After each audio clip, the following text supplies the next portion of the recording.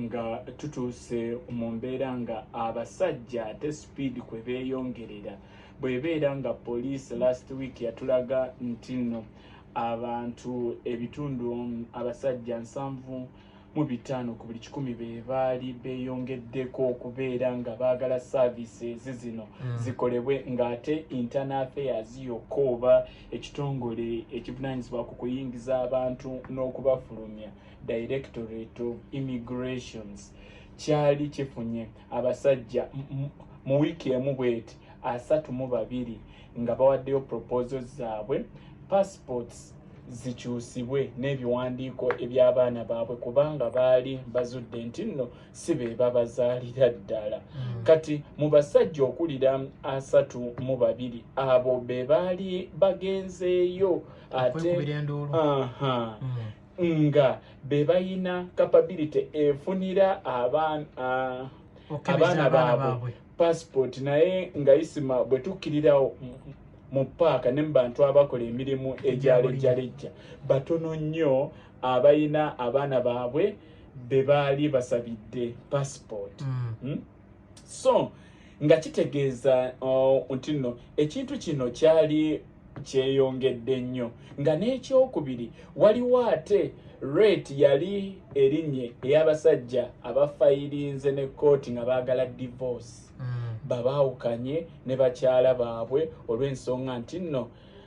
bakizudde nti abaana be bayina si baabwe kati waneeno palamenti weeviiriddeyo olw'ensonga ate ku mateeka gombuuzizza ddi ery'abaana weeriri erya Children's Act weeriri erirambika omwana ku nkuzibwa ye bw'ayina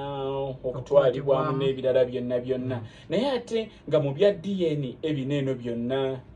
ebiriwo abaana be beesanze nga be bali ki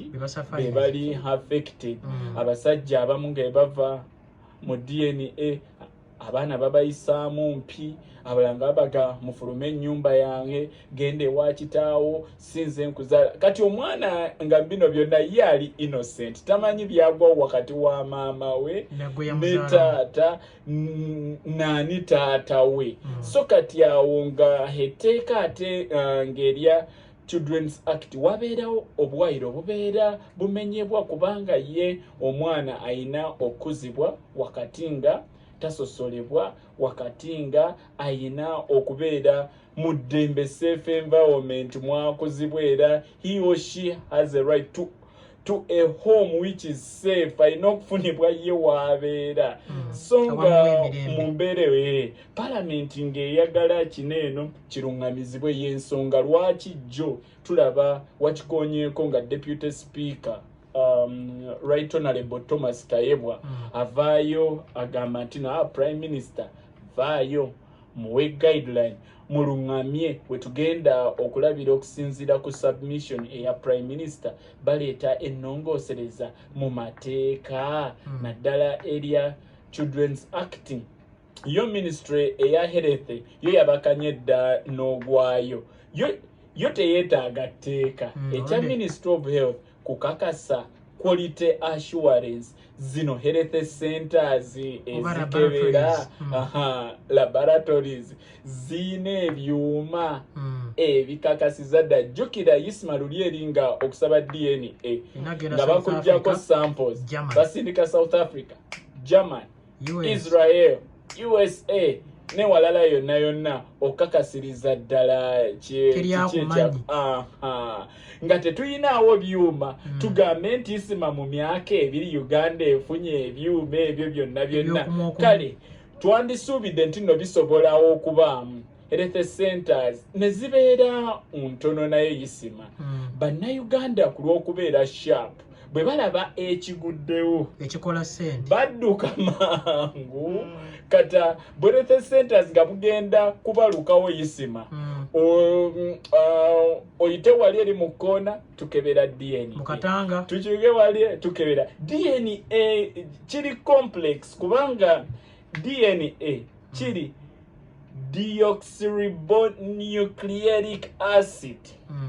kiba kitegeeza okukebera zino nucleic acid kinene ekintu kyetaaga complex machines ezetaga si buno nga butesta nti kati kukoneko tulaba oba olina siriimu ne bakasukaali omusayi bwe gunaatambula bwe guti kijja kuba kitegeeza mulimu akawuka bwe gunaagira bwe guti kijja kuba even then those tests baakizuula nti abantu baafunayo amakerenda nga bwogamira omusayi tegusobola kuddukira ku speed kureactinga wali eri ne bakizza nti no tujjanga kujjako gwa wano ku musuwa oguli main ogutambula waneeno oguyita ku mukono tukuggyeko ogwo gwe tugenda ng'oggirawo kubanga buli eri buyinzika okuba kyovola bagamba nga weekyekingenge ng'oluvannyuma lwali nebbanga kubanga nga buli tebusobola kukola ki ku trustingwa kati ate eno yo test eri more complex temayina HIV abantu bayinza okukitwala nja kutwalayo abaana bange enkyankime results jjukira gali amawanga ag'amaanyi ne mu bino byonna ebintu jjukira isima baazitwalanga okumala weeks 3 nga zigendedde na kunyonyi which means nga waliwo time ey'amaanyi kati okutya kwa parliament kuli awo ne gavumenti abazanguya bano bayinza n'ekirala waliwo ekyazuuliddwa era nti oyinza ogenda mu laboratory ya mwami isima result zino zikwandala nti omwana wo ate wogende wa shatra result neziraga ddala ate nti omwana si wo kugamba byewuunyisa ekyo ekya quality assurance bali eri nga bali mu kukola sente yo ministry of health kyeyatunuulidde ensonga ey'okubiri eya ministry of health gye yatunuulidde okusinziira ku Dr. Daniel Kyabayinze abali mu eyo sekita evunaanyizibwa ku eyo ensonga n'ensonga ey'okubiri yeya quality of counseling isima ku ngeri omuntu engeri gy'abudaabudibwamu ng'akizidde nti omwana si wuwe ne ku HIV baakireeta isima n'ebeera component kati nga tebannakuggyako test eya HIV basooka ne bakubuuza bwe tunaakuzuula ng'olina akawuka singa tokizuula ng'okina kyekinaba olwo bakuteekateeka singa kinaabeera bwe kiti kinaabeera kitya wano tekiriiwo kyokka ng'eno kyekintu ekimenya fabric ewaniridde society family kubanga olujja jjukira omulembe guno ogwa .com abakyala tebakyagazaala nnyo n'abaami tebakyagazaala nnyo olw'ebyenfuna economic hardships n'emirimu abamu gye bakola bwe naazaala nze ndi muyimbi olubuto ofigegende nze ate nze ku mulimu nyinza okuddayo nga maze ozaala nga bataddewo omulala kati engeri society gyetambulamu tebakyagaza bagazaala mwana omu babiri kati kijje nti no omu si weeyo eyo family ebeegeze kubanga eno kati nga mu mbeera eyo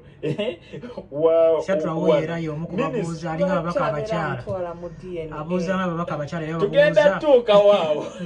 tubadde tukyamalirizaho ekyabakugu bano kati nga bagamba mu nnongosereza ez'amateeka zonna singa babeera bazikoze bwe tumala ekyakulite assurance ne bali bayinaaho obukugu ekyokubiri counseling nayo tugiteekewo nga bwe twakikola mu HIV wali eri kyekyayambako n'okukendeeza abantu abaali beetuga wano babadde batandikiddewo nga oluvayo akaana kange kamukeekuliza kabuladina ye kafeero yabiyimbako si kange oli nga yeeyimbamu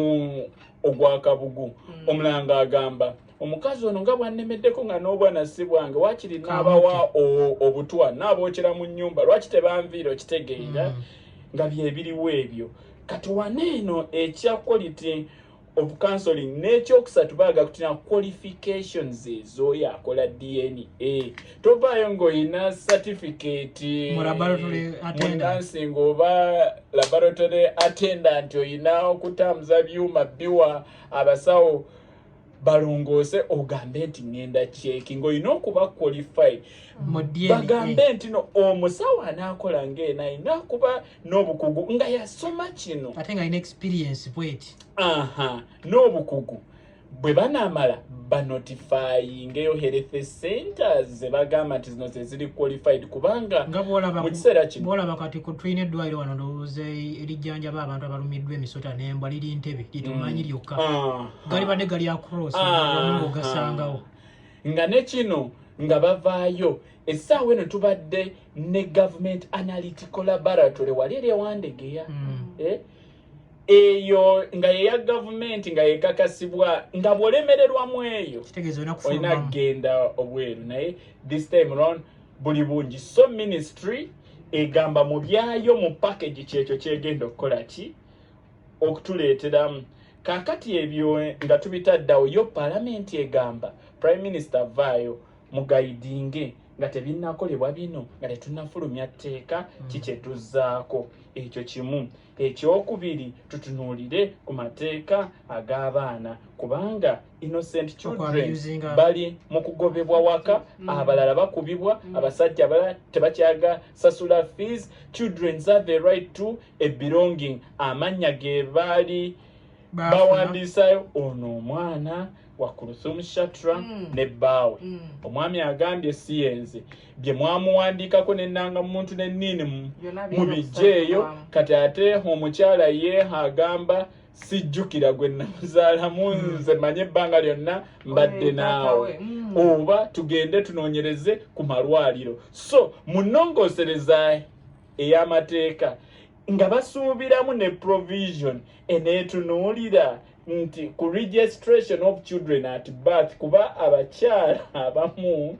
ekyekwasa ekiriwo essaawa eno bayinza okuba bamukyusiza mu ddwaliro nze bankuba kalifomu ngenda okudda engulu zono omwana gwe bampa kati wali eri ku registration nga bagamba ng'ennaku z'omwezi bweziti March mu 1980 something Kiku yazaalibwa Tenywa yazaalibwa negulu mu ddwaliro lino ku ssaawa bweziti ne bweziti nga baddayo ono